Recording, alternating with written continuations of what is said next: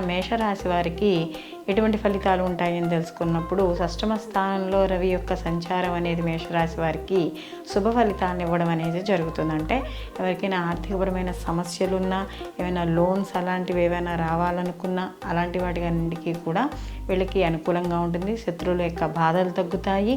అలాగే అనుకున్న పనులు సకాలంలో పూర్తి చేసుకోవడం అనేది జరుగుతుంది. నూతన వస్త్రాలు, వస్తువులు కొనుగోలు చేయడం అనేది జరుగుతుంది.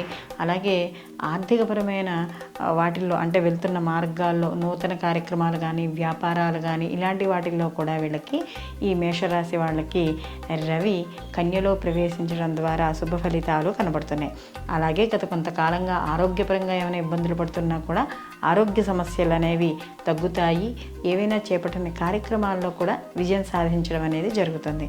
కాబట్టి వీళ్ళు మరిన్ని మంచి ఫలితాలు పొందడానికి వీళ్ళు ప్రతి నిత్యము కూడా ఆదిత్య హృదయ పారాయణ చేయడం ద్వారా మరిన్ని మంచి ఫలితాలు పొందుతారు.